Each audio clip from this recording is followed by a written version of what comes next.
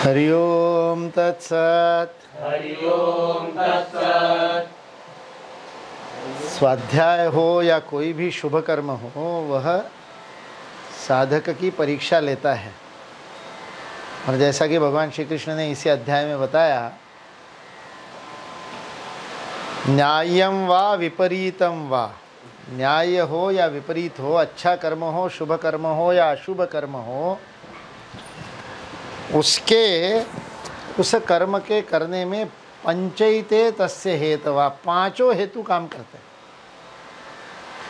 तो आपका अधिष्ठान अच्छा है, आपके करण अच्छे हैं, विविध कर्ता आपका बहुत अच्छा है, करण विविध प्रकार से आपने बहुत सुंदर जुटाए हैं, इतना अच्छा कैमरा जुटाया, इतना अच्छा लैपटॉप जुटाया, नेट जुटाया, लाइटें लगाई, सब कर दिया, विविधाश्च पृथक चेष्टा, वो भी सारी व्यवस्थित आपने कर ली प्रोसेसेस। उसके बाद भी कुछ अनहोनी आपके हाथ में नहीं है। दैवम चैवात्र पंचमम, अनफोरसीन। तो इतनी तेज वर्षा का आना आपके हाथ में नहीं, उस वर्षा के कारण बिजली का जाना आपके हाथ में नहीं, बिजली के जाने के कारण इंटरनेट प्रभावित होना, जो यहाँ का ब्रॉडबैंड है वो प्रभावित हुआ क्योंकि लाइट चली गई। तो मोबाइल के नेटवर्क से चलाएंगे तो बारिश के वर्षा के कारण मोबाइल का नेटवर्क प्रभावित हो गया। तो कुल मिलाकर के आज सजीव प्रसारण होना उसकी इच्छा नहीं थी, गोपाल की इच्छा नहीं थी, कृष्ण की इच्छा नहीं थी। तो आप चाहे जितने विविधाश्च पृथक चेष्टा कर लो, करणम जमा लो, कर्ता अधिष्ठान जमा लो, किंतु दैवम चैवात्र पंचमम काम करेगा। किंतु स्वाध्याय होगा।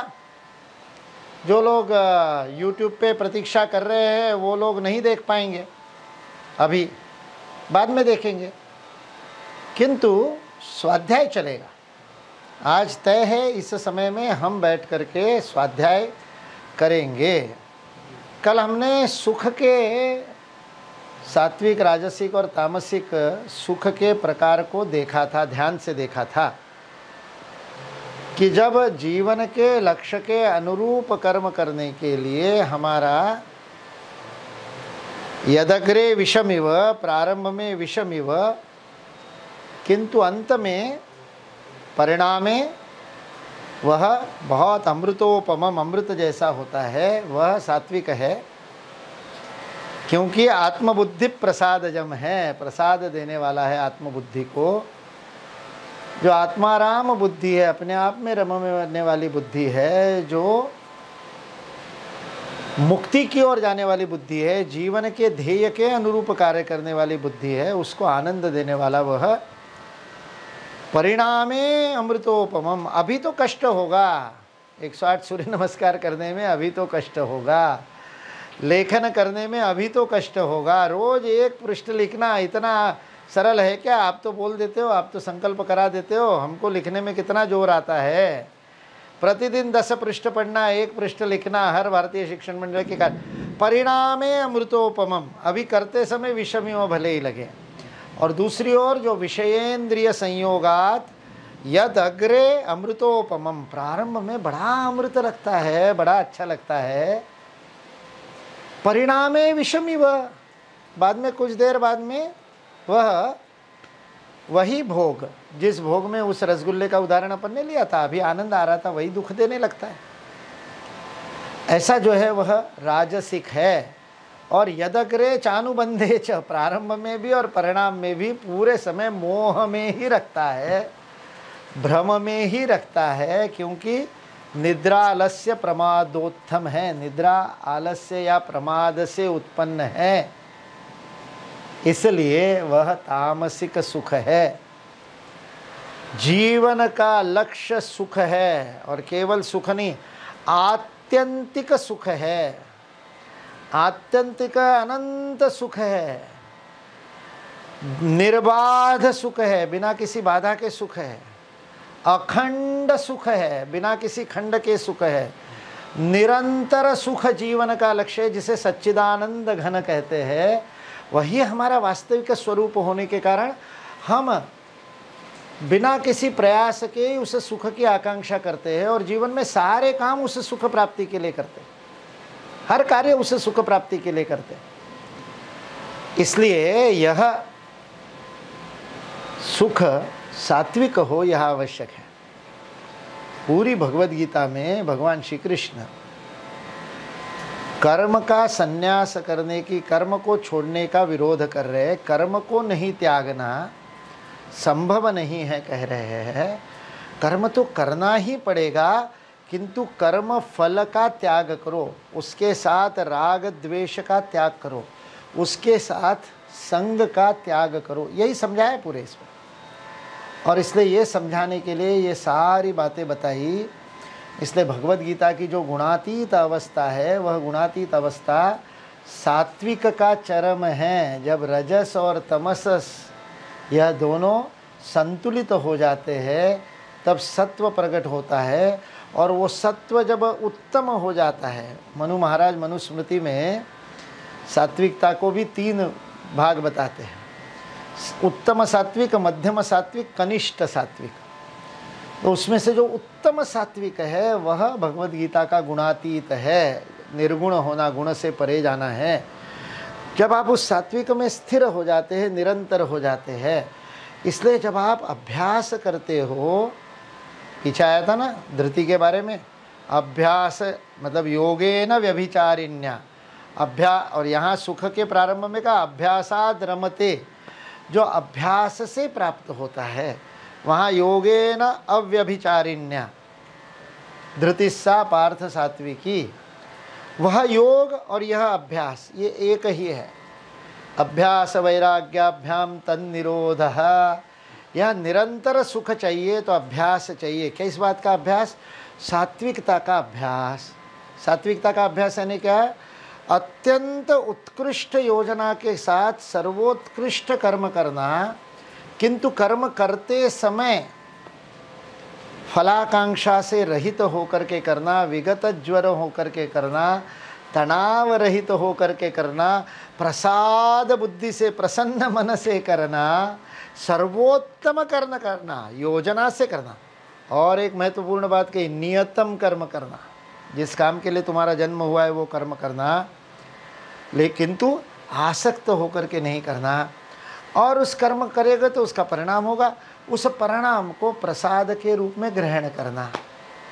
उससे हर्ष शोकान्वित नहीं होना, तो आप सात्विक कर्ता हो जाओगे। सिद्ध सिद्ध्यो और निर्विकार, यह कर्मयोग का आदर्श भगवान श्री कृष्ण ने हमको समझाया।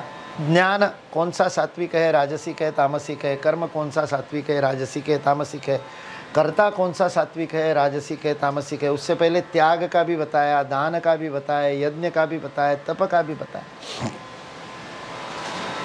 सारे जीवन में भारत में 2 प्रकार के धर्मों का वर्णन होता है। 2 प्रकार के कर्तव्य मनुष्य को करने हैं कर्मयोग के रूप में। एक है व्यक्ति धर्म और दूसरा है समष्टि धर्म। उसका आख्यान बाद में आएगा। अभी तक का जो आख्यान चल रहा है लगभग 16वें-17वें अध्याय से, वह व्यक्ति धर्म का आख्यान चल रहा है।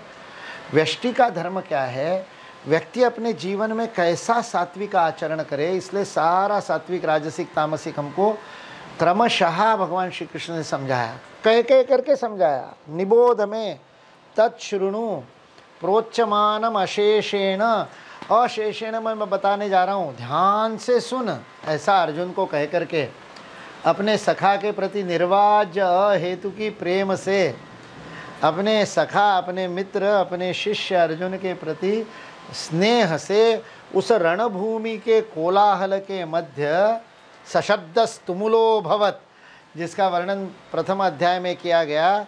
ततः शंखाश्य भैर्यश्य पणवानक गोमुखः, ऐसे अलग अलग प्रकार के रणवाद्य बज रहे हैं। शंख, भेरी, पणव, आनक, गोमुख सब बज रहे हैं और इतना प्रचंड तुमुल शब्द हो रहा है जो धृतराष्ट्रस्य हृदयानि विदारयत, धृतराष्ट्र के पुत्रों के हृदय को विदर्ण कर रहा है।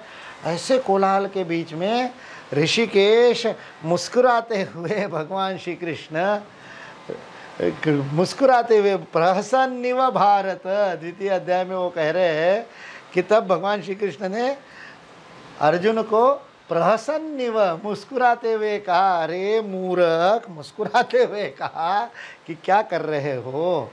तो प्रसादमय बुद्धि से प्रसन्न होकर के भगवान श्री कृष्ण उस रणभूमि के कोलाहल के मध्य गीता का गान कर रहे। तो आज थोड़ी सी बैकग्राउंड में, पृष्ठभूमि में वर्षा की अद्भुत ध्वनि आ रही है, वह कोलाहल आ रहा है। तो ना बोलने वाले को ना सुनने वाले को विचलित होना चाहिए, क्योंकि गीता का आख्यान ही कोलाहल में हुआ है, रणभूमि में हुआ है। इसलिए जीवन के कोलाहल के मध्य शांति देने का काम भगवती गीता हमको करती है। भगवान कृष्ण द्वारा गाई हुई भगवती गीता इस जीवन के कोलाहल के मध्य शांत रहने का संदेश देती। कर्म के मध्य संन्यास, कर्म का संन्यास नहीं, कर्म करते हुए संन्यस्त भाव। विगत ज्वर युद्धस्व, युद्ध कर और विगत ज्वर कर, बिना जोश के कर, बिना तनाव के कर। गुस्से में आके मत करवा, हंसते हंसते टंग, हंसते हंसते मार, हंसते हंसते युद्ध कर, लीलया युद्ध कर। क्यों? निहिता पूर्वमेव, मैंने पहले ही मार दिया सबको। दृष्टा करालानी, वह विराट रूप दिखाया, उस समय दृष्टा करालानी, कराल दाढ़ों के बीच में इस सारे सृष्टि को चबा रहे स्वयं भगवान श्री कृष्ण काल का रूप लेकर के। तो मैंने काल रूप होकर के निहिता पूर्व में वो पहले ही मार दिए। निमित्त मात्रम भव सव्यसाचिन, तू निमित्त बन करके तू हत्या कर, तो तेरे को हत्या का कल्बश नहीं लगेगा, हत्या का तेरे को कोई पाप नहीं लगेगा। इसलिए भगवान श्री कृष्ण इस भगवद गीता के 18वें अध्याय में सारी बातों का उपसंहार कर रहे हैं। तो यहाँ अभी 13वें अध्याय से शुरू किया गया जो सांख्य योग है, उस सांख्य योग का उपसंहार अगले श्लोक में भगवान श्री कृष्ण ने किया है कि प्रकृति में ऐसी कोई भी वस्तु या व्यक्ति अथवा परिस्थिति कुछ भी नहीं है। 40वें श्लोक में भगवान श्री कृष्ण, न तदस्ति पृथिव्याम वा दिवि देवेषु वा पुनः, कहीं पर भी, पृथ्वी में नहीं, स्मर्त्यलोक में नहीं, आकाश में नहीं, देवेषु स्वर्ग में भी नहीं, ऐसा कोई भी सत्व नहीं है। सत्व यानी जो है, सत जिसका अस्तित्व है वह सत्व, ऐसा कुछ भी नहीं है। चाहे भूत मात्र हो, प्राणी मात्र हो, मनुष्य हो, वस्तु हो, वनस्पति हो, घटना हो, परिस्थिति हो, स्थान हो, भवन हो, कुछ भी हो, जो कुछ भी है, जिसका अस्तित्व है, सत है जो, ऐसा कुछ भी पूरी सृष्टि में जो जो प्रकृति से जिसने जन्म लिया है, ऐसा कुछ भी नहीं है। प्रकृति जैर वह यदे भी, यहाँ पर जो कुछ भी है, मुक्तः नहीं है। किससे? न अस्ति मुक्तः, किससे? त्रिभिर गुणी, इन तीनों गुणों से मुक्ति स्यात्, नहीं मिलती उसको, मुक्ति नहीं होती। यानी जो कुछ भी जगत में है वो या तो राजसिक है, या तामसिक है, या सात्विक है। इसलिए हमारे यहाँ पर इतना अद्भुत इसका अध्ययन किया, इस प्राण विद्या का अध्ययन किया, सत्व रजस तम से प्रेरित प्राण विद्या का अध्ययन किया। उस प्राण विद्या के अध्ययन को करके ये तय किया कि कौन सी वस्तु सात्विक है जिसका हमको उपयोग करना चाहिए, कौन सी वस्तु तामसिक है जिनका हमको उपयोग नहीं करना चाहिए। ऐसी सारी बातें हमको बार बार बताइए। इसलिए कहा तुलसी का पौधा रखो घर में क्योंकि सात्विक है, और कहा कि ऐसी वस्तुएं मत प्रयोग करो जो तामसिक है, उन वस्तुओं का प्रयोग मत करो जो तामसिक है। कौन सी वस्तुओं को कहा? जिनको सूर्य प्रकाश नहीं मिला है। जिन वस्तुओं को कहा उनको तामसिक कहा। आहार में भी सात्विक, राजसिक, तामसिक, ऐसा सारी बातों में सात्विक, राजसिक, तामसिक कहा। क्योंकि भगवान श्री कृष्ण कह रहे प्रकृति में ऐसा कुछ भी नहीं है जो प्रकृति से उत्पन्न हो और सात्विक, राजसिक, तामसिक ना हो, ऐसा कुछ भी नहीं है। इसलिए हे अर्जुन, तुम इन तीन गुणों के इस अध्याय को, इस आख्यान को ध्यान से सुनो। यह तीनों गुणों का आख्यान तुमको अभी तक मैंने बताया। यह व्यष्टि धर्म था, इसलिए सात्विक, राजसिक, तामसिक को समझ करके सात्विक होने का प्रयास करना। जहाँ पर हम हैं, जिस स्थिति में हैं, उस स्थिति से तमस में है तो रजस की ओर, रजस में है तो सत्व की ओर जाना है।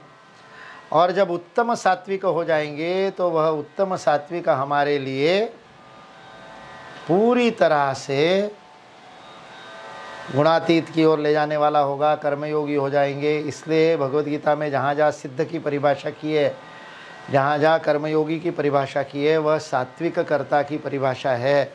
इसलिए हमको सात्विक कर्ता बनने का प्रयत्न करना है। यह तो बता दिया व्यष्टि धर्म। भारत में जीवन में आचरण में लाने के लिए दो बातें बताई। व्यक्तिगत जीवन में आचरण में लाना है, वह व्यष्टि धर्म है। वह आश्रम धर्म के रूप में बताया। व्यक्तिगत जीवन में जो 4 आश्रम है, उन 4 आश्रमों के अनुसार, अपने अपने आश्रम के अनुसार धर्म का, कर्तव्य का पालन करो, आपकी भूमिका ठीक चलेगी। किंतु दूसरा भी बहुत महत्वपूर्ण बताया, समष्टि धर्म। आप समाज में कैसे व्यवहार करोगे? यह सत्व रज तम केवल व्यक्ति के स्तर पर कार्य करके नहीं चलेगा। इस स्वभावजम, इस स्वभाव से आपका जो जन्म हुआ है, ये जन्मतः जिस सत्वरज तम की स्थिति को लेकर के आपने जन्म लिया है, उस गुण के अनुसार यदि आप अपने जीवन में कर्म करोगे तो आपकी यात्रा स्वयं की भी अच्छी रहेगी और पूरे समाज में भी धर्म की स्थापना होगी।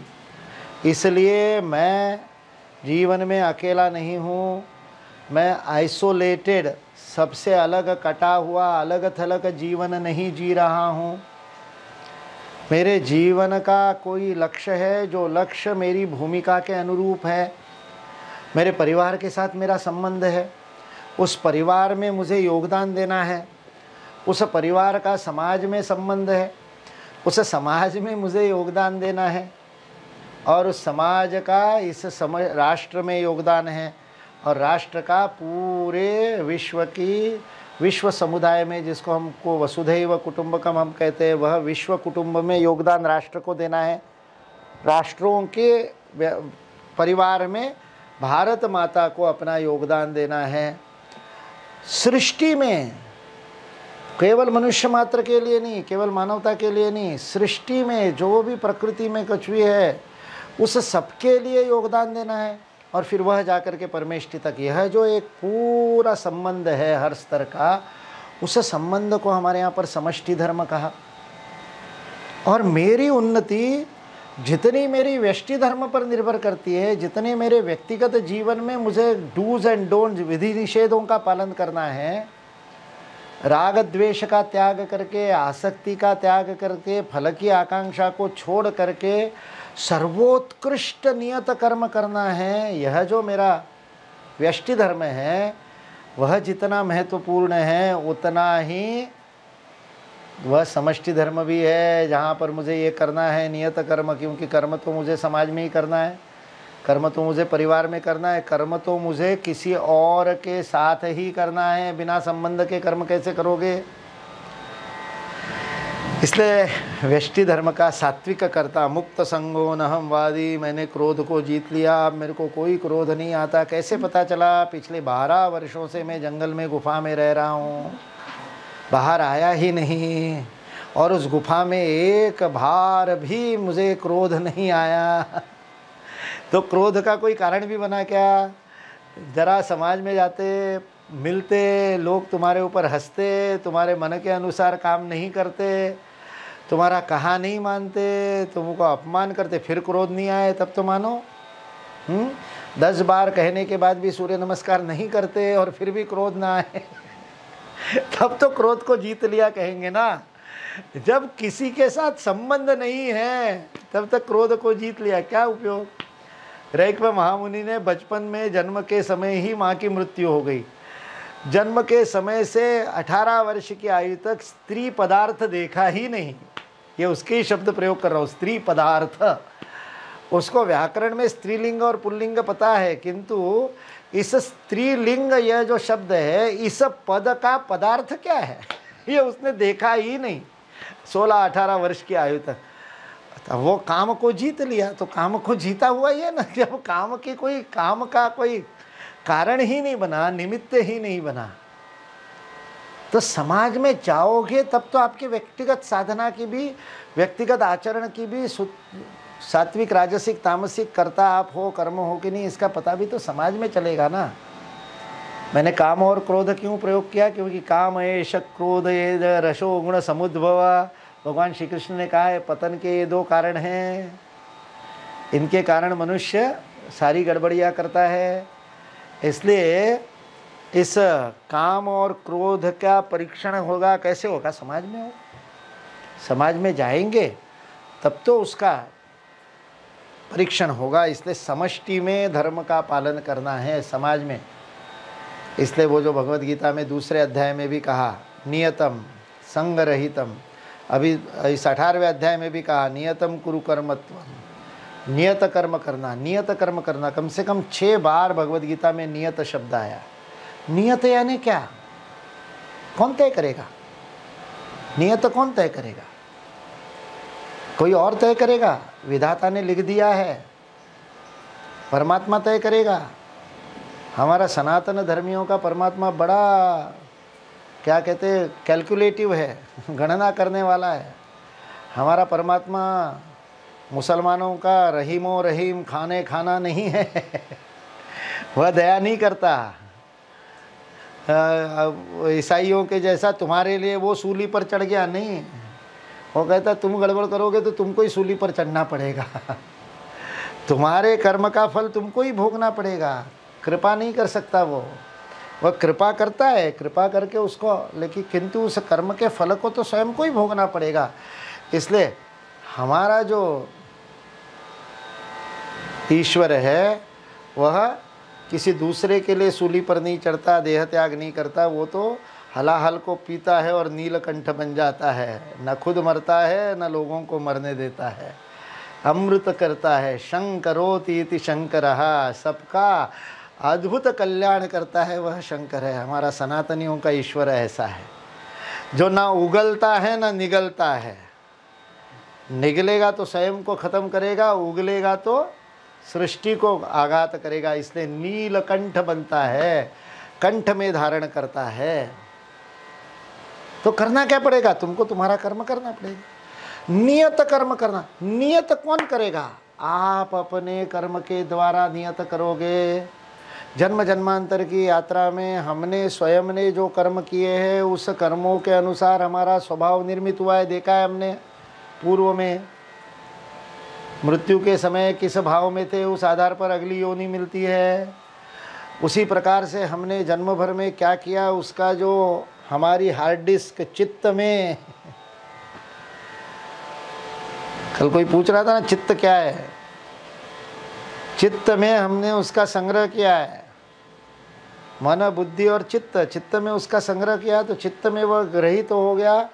चित्त में वह जो संग्रहित है उसके आधार पर स्वभावजम हमारा स्वभाव बनता है और उस स्वभाव के आधार पर हमारा कर्म नियत होता है। आपका रोल, आपकी भूमिका, आपका कार्य तय होता है कि समाज में आपको कौन सा कार्य करने से आपकी मुक्ति जल्दी होगी और समाज का भी संतुलन बनेगा। दोनों बातें होगी। इसलिए व्यष्टि धर्म के पालन से व्यष्टि की भी मुक्ति होगी और समष्टि की भी समग्र मुक्ति होगी।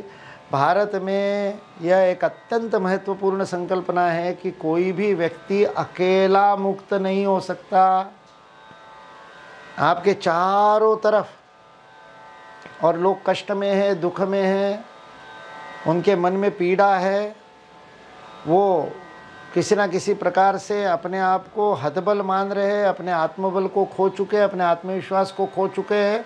आपको चारों तरफ लोग ऐसे हैं और आप सोचो कि आप मुक्त हो जाओगे।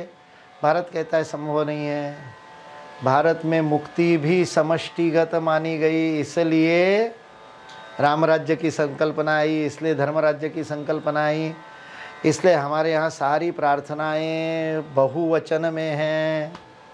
वयम प्रार्थयामहे, अस्माकं प्रार्थना ऐशा, ऐशा अस्माकं प्रार्थना, ये हम सब की प्रार्थना है। सर्वे भवन्तु सुखिनः। इसलिए लोग मुझे फ़ोन कर कर के बधाई दे रहे कि आपने बहुत अच्छी बात कही, मोदी जी के साथ संवाद में कोई नई बात नहीं कही, यह भारत की बात है। किसी को भी पूछते, भारतीय दृष्टि वाले किसी भी व्यक्ति को पूछते तो यही समग्र दृष्टि, मोदी जी ने भी पहले वही बोला था, सर्वजन हिताय सर्वजन सुखाय। भारत इसी के लिए जीता है, यही भारत का जीवन उद्देश्य है। इसलिए भारत में स्वास्थ्य की संकल्पना शरीर तक सीमित नहीं है, केवल शरीर तक सीमित नहीं है, ऐसा नहीं, व्यक्ति के भी शरीर मन बुद्धि आत्मा इन चारों को मिला करके जो पूरा व्यक्तित्व बनता है वहाँ तक भी सीमित नहीं है। एक व्यक्ति कभी भी स्वस्थ नहीं हो सकता, पूरा समाज स्वस्थ होना पड़ेगा। समाज स्वस्थ होना है तो उसकी समाज का मन, समाज की बुद्धि, समाज की शरीर और आत्मा, देह और आत्मा चारों की शुद्धि आवश्यक है। कल पंडित दीनदयाल उपाध्याय की अंग्रेजी तिथि के अनुसार कल जन्मदिन गया 25 सितंबर।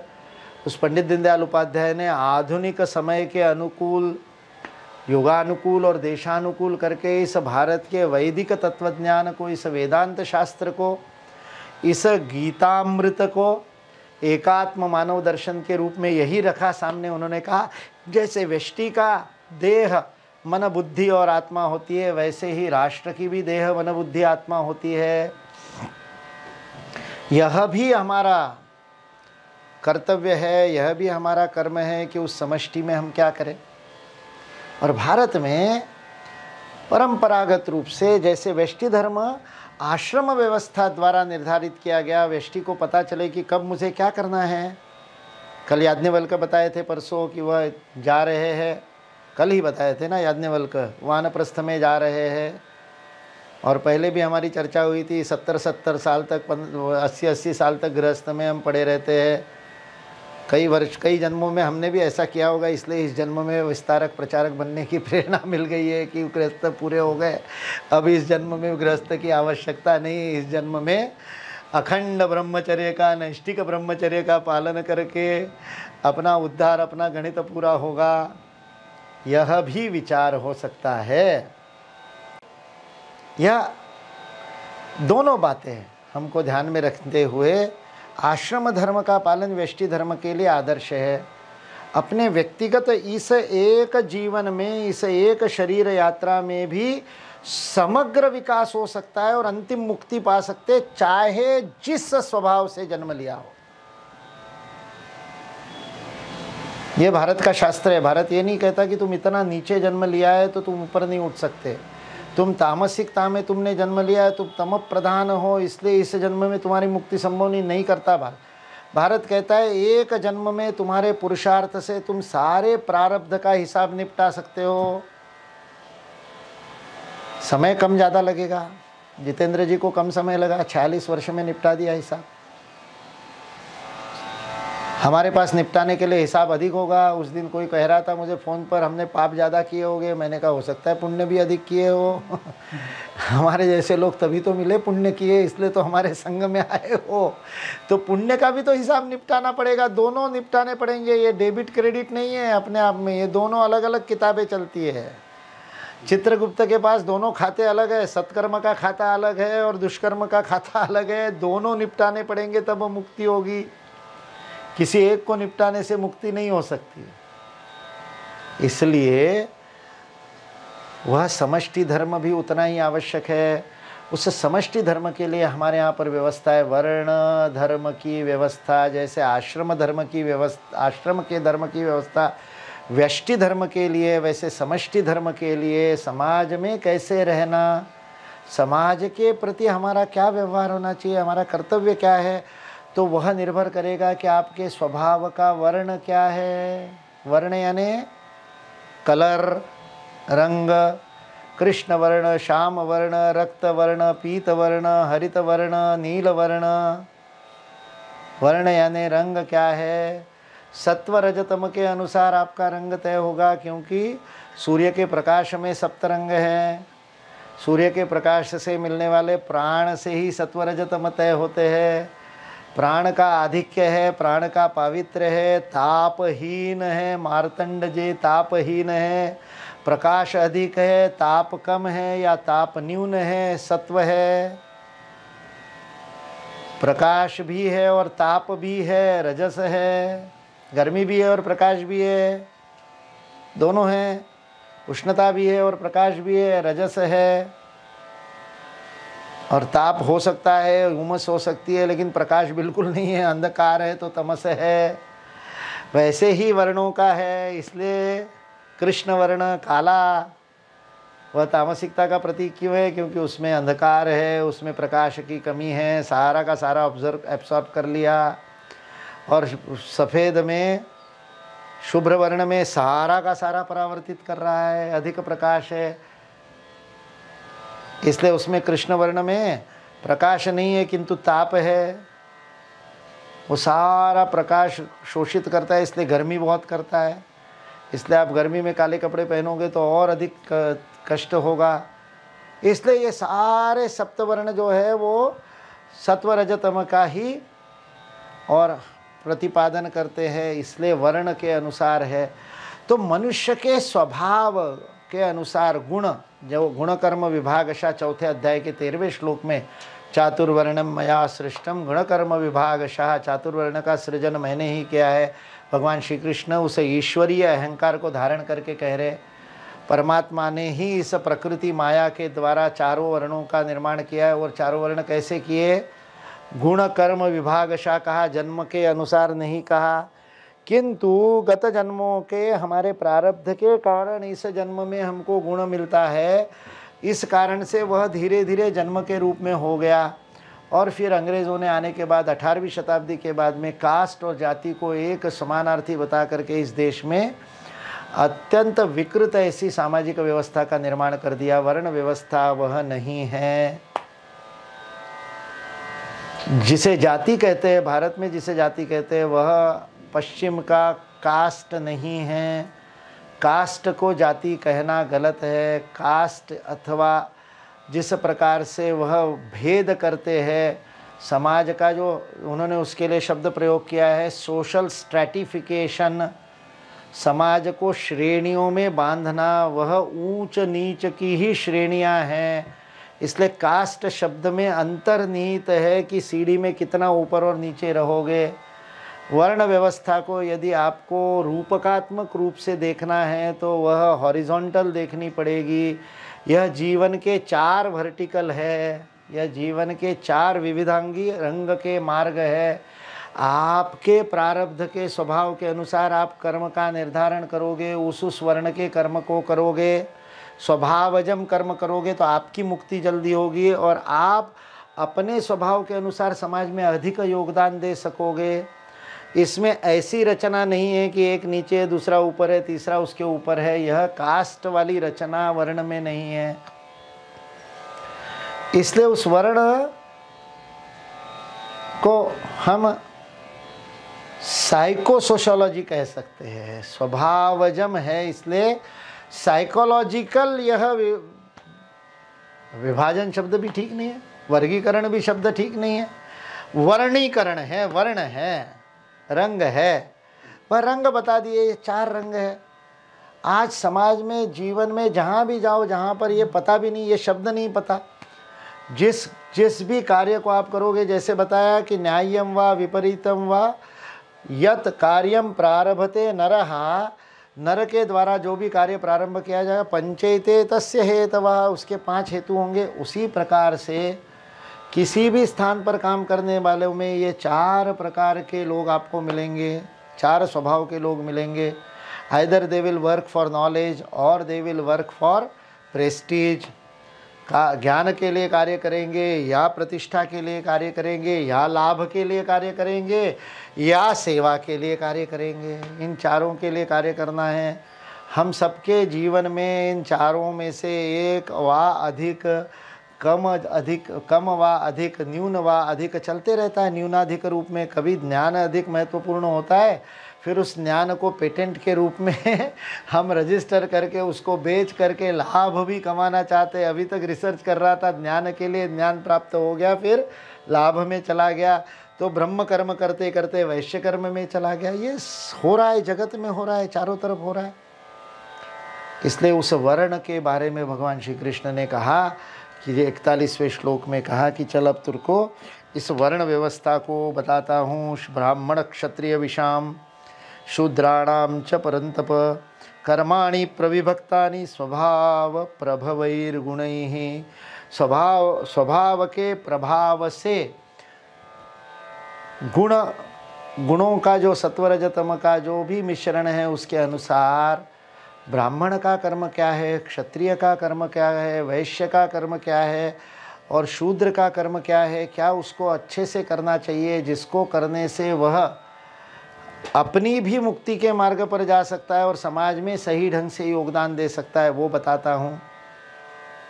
जैसे कर्मयोग का सारे सिद्धांत का उपसंहार अभी तक किया, ज्ञान, कर्म, कर्ता, बुद्धि, धृति और उसके बाद सुख, इसके सत्वरजतम को बता करके उससे पहले आहार, त्याग और यज्ञ, दान, तप, इसका सात्विक, राजसिक, तामसिक बता करके यह सारा वर्णन करके जैसा व्यष्टि धर्म का वर्णन किया, अब समष्टि धर्म का वर्णन सुन। और उस समष्टि धर्म में मनुष्य को कैसे करना चाहिए, तो तुम्हारा वर्ण समझो। स्वभाव में तुम्हारा वर्ण क्या है, किस ओर तुम्हारा अधिक कल है, किस ओर तुम अधिक जाते हो। यदि ज्ञान के लिए कर्म करने की तुम्हारे मन में इच्छा है तो तुमको फिर वह ब्राह्मण के जो कर्म हैं वह कर्म करने चाहिए। यदि तुम्हारे अंदर शक्ति, बल, संवर्धन की आकांक्षा है और उसके साथ में तुम प्रतिष्ठा को, मान अपमान को अधिक महत्व देते हो, दूसरों की रक्षा करने का भाव तुम्हारे अंदर होता है, ऐसी स्थिति में तुम्हारा स्वभाव क्षत्रिय है तो तुमको उस प्रकार के कर्मों का चयन करना चाहिए। यदि तुम्हारे मन में लोभ, लाभ के लिए कार्य करने की, प्रोडक्टिविटी की, क्या मिला, क्या उत्पादन हुआ, क्या दिया भी हो सकता है उसमें, वैश्य का केवल क्या मिला नहीं है, क्या दिया भी है, किंतु उत्पादन क्या हुआ, क्या निकला इस सारे कर्म से, यह सारा जो कुछ भी मैं व्यापार कर रहा हूँ, व्यापार यानी जो भी व्यवहार कर रहा हूँ, उस व्यवहार में से निकला क्या, उत्पन्न क्या हुआ, इसका यदि आप अधिक आपके मन में विचार आता है। पढ़ाई करी तो भी मिला क्या, खेल खेला तो भी मिला क्या, वहाँ पर गए तो भी मिला क्या, संबंधों से मिला क्या, उससे मैत्री करूँगा तो उससे क्या लाभ होगा। यदि इसी प्रकार के भाव मन में आते हैं, इसी प्रकार का विचार मन में आता है, बुरा मानने की कोई बात नहीं। आप बहुत अच्छे समाज का भरण पोषण करने वाले वैश्य बन सकते हो। प्रत्येक का समाज में स्थान है, ऊंच नीच कोई नहीं है।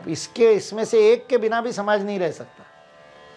शूद्र के बिना भी समाज नहीं रह सकता, वैश्य के बिना भी नहीं रह सकता, क्षत्रिय के बिना भी नहीं रह सकता, ब्राह्मण के बिना भी नहीं रह सकता। इन चारों को मिला करके ही समष्टि में धर्म की स्थापना हो सकती है। जैसे शरीर के प्रत्येक अंग का शरीर में महत्व है, जिस कार्य के लिए जो अंग है वो कार्य उसी अंग को करना पड़ेगा, दूसरा अंग उसका काम नहीं कर सकता। इसलिए उसी प्रकार से समाज पुरुष के ये अंग है। पुरुष सूक्त में इसी आधार पर ये कहा कि मुख से ब्राह्मण हुए, अब उसका अर्थ पेट से वैश्य हुए, ऐसा उसका अर्थ बाहुओं से क्षत्रिय हुए और पैरों से शूद्र जन्म हुए। समाज के विराट पुरुष की कल्पना करते समय पुरुष सूक्त में ऋषि ने कहा, शरीर के अंगों के रूप में कहा, तो ये किसने कह दिया कि पैर खराब है, पैर खराब है तो काट डालो दोनों के दोनों। उसको ऊंच नीच का भाव दिया किसने? ऊंच नीच का भाव देने का काम समाज में अपने लोभ के कारण हुआ, अज्ञान के कारण हुआ। जब जब समाज में से धर्म का पतन हुआ तब तब ये हुआ होगा। और आधुनिक काल में तो परधर्मियों के द्वारा, आक्रांताओं के द्वारा हमको आत्मविस्मृति और आत्मग्लानि करा देने के कारण हुआ है। इसलिए इसको बिना किसी मन में आशंका, दुराग्रह, ग्रंथि, गांठ बांधे इसको भगवान कृष्ण के मुख से सुन लीजिए तो सारे पूर्वाग्रह दूषित मन में जो दूषण है वो दूर हो जाएंगे और वर्ण का सही रंग, सही वर्ण हमको पता चलेगा। और हम देखेंगे कि ब्राह्मण के लिए कितना कठिन कर्म बताया है। इसलिए ब्राह्मण कर्म करने के लिए कई जन्मों के बाद में आपने उस प्रकार का सारा बाकी का भोग पूरा कर लिया। जैसे मैंने हंसते हंसते कहा था कि प्रचारक हम इसलिए बने कि पिछले जन्मों में वो सारे गृहस्थ के भोग के कर्म कर लिए, इसलिए इस जन्म में वैराग्य जन्म आया, संन्यास का विचार मन में आया, इसलिए निवृत्ति मार्ग भाव। उसी प्रकार से यह वर्ण व्यवस्था भी है, इसलिए अपना अपना योगदान उस वर्ण व्यवस्था में देना। उसमें कहीं पर भी ऊंच नीच का भाव भगवान श्री कृष्ण की वाणी में तो दिखाई नहीं देता, समाज में दिखाई देता है, आचरण में दिखाई देता है, समाज में कुछ लोगों के प्रवचन में भी दिखाई देता है, वचन में भी सुनाई देता है। जन्मतः इसको मानने के दुराग्रह के कारण भी ऐसा बहुत कुछ होता हुआ हमको दिखाई देता है, किंतु उसका निवारण, उसका उन्मूलन करना नहीं है, उसको समझ करके उसको सुव्यवस्थित करना है। इसलिए एक घर में 4 पुत्र होंगे तो उनके 4 वर्ण हो सकते हैं। अभी भी आप लोग यदि अपनी जन्म कुंडली बनाते हो, पैदा होते ही जातक की जन्म कुंडली बनाई जाती है, वह किसके घर में पैदा हुआ उसको देख करके जन्म कुंडली में वर्ण नहीं लिखा होता। ब्राह्मण के घर में, परिवार में, पांडे जी के घर में पैदा हुआ है, उस पांडे जी के घर में जन्म लिए हुए जातक के अंदर वैश्य वर्ण हो सकता है। ट्यूशन क्लास ही चलाएगा वो नहीं, वो लोभ के लिए, लाभ के लिए ही काम करेगा।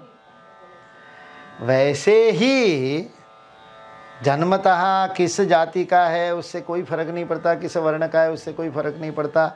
आपके जातक के समय, आपके जन्म के क्षण के समय जो ग्रहों की स्थिति थी, उस ग्रहों की स्थिति के अनुसार आपके पूर्व जन्म के कर्मों के द्वारा प्रारब्ध की क्या स्थिति समझ में आती है, उसके अनुसार आपकी योनि, आपका वर्ण बताया जाता है। कोई मनुष्य योनि है, कोई देव योनि है, कोई राक्षस गण होता है, कोई राक्षस गण होता है, कोई देव गण होता है, कोई मनुष्य का गण होता है।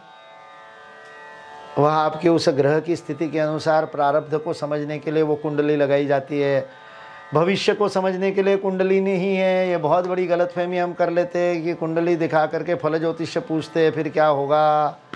अभी केतु की महादशा समाप्त हो गई है, अब कोरोना ठीक हो जाएगा यह कुंडली उस क्षण में उत्पन्न होने वाले जातक के पूर्व जन्म के संकेतों को समझाने का काम करती है कि इसका जन्म इसी क्षण क्यों हुआ, क्योंकि इसने पिछले जन्मों में सत्व रजतम आदि दुष्कर्म और सत्कर्मों का यह बैंक बैलेंस लेकर के इसने जन्म लिया है, इसलिए इसका गण यह होगा, इसलिए इसका वर्ण यह होगा।